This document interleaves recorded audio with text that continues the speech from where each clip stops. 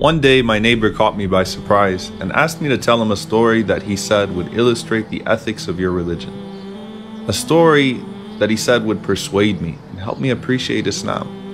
The question completely startled me, but I quickly realized the famous story about an imam in London. Several years ago, an imam moved to London. He used to take the same bus every single day with the same driver to a stop near his mosque. One day as he was riding, he paid the bus fare and sat down, realizing that the driver had mistakenly given him an additional 40 pence. When the imam sat down, he considered keeping the extra change since it was an insignificant amount anyway. But as he was deboarding, he felt guilty and handed the 40 pence back to the driver and said, "Sir, I think you gave me too much change." The driver smiled and said, "Aren't you the new imam in this area? You know, lately I've actually been thinking about stopping by your mosque and learning about Islam. But before I did that, I wanted to see what you would do if I gave you extra change." As the imam stepped off of the bus, he was so shaken by the incident that he grabbed the pole, looked up to the sky, and cried out, "Oh Allah, I almost sold Islam for 40 pence. My neighbor said, "Let's face it though, if it was a significant amount of money, the imam would have kept it." I insisted that this was the inherent nature of the Muslim and he would have given it back even if it was 40,000 pounds. But he shook his head in disapproval, indicating he wasn't impressed. I didn't think that my neighbor thought much of the imam story. I thought he'd probably forgotten about it by the next day. Little did I know that just as the bus driver tested the imam, my neighbor wanted to test me by leaving a bag of a ton of money in the parking garage. I had no clue he was watching.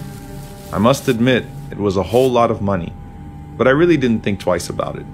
I acted in accordance with what my conscience and religion commanded me to do, knowing that if the Prophet Muhammad, peace be upon him, was in my shoes, he would have done the same.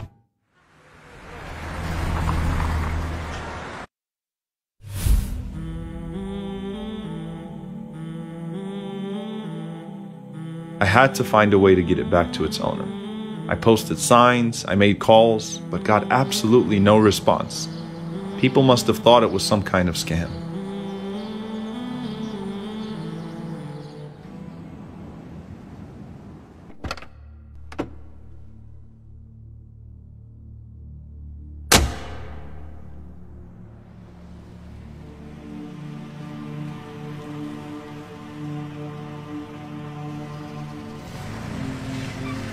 My neighbor says to me, "Muslims can't be tempted, huh?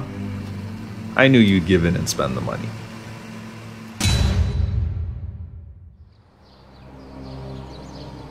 So I told him what happened. "I'm not here to defend myself," I said. "But what I'd really like to do is teach you what our Prophet Muhammad, peace be upon him, taught us." I gave him the donation receipt from the charity to which I donated the money and informed him that the car I was driving was actually my uncle's car, which I was borrowing because my car had to be fixed. So then I asked him, "Have you filed your taxes for the year yet? I think we should get this receipt to your CPA." Imagine having a nasty neighbor that verbally abuses you in every conceivable way. But despite all of that abuse, when he travels or has to find someone to watch his precious valuables, he trusts no one more than you because he knows your integrity. That was our Prophet Muhammad, peace be upon him. As we walked back home that day, my neighbor thanked me for the time we spent together, telling me I completely changed his perception of Islam and its Prophet. I then shared with him that it was our Prophet who said, "Honor the trust of those who give it to you, and do not betray the one who betrays you." What caught my attention is that my neighbor was willing to test me with such a huge amount of money, just to test my decency as a Muslim.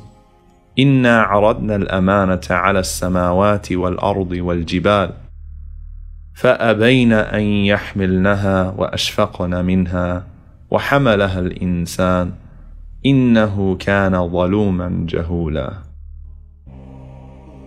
I hope that the Prophet Muhammad, peace be upon him, would have been proud of how I responded. Rasulullah, we testify that you have fulfilled your trust and conveyed to us the message. We only pray that we can continue to convey on your behalf without betraying your trust.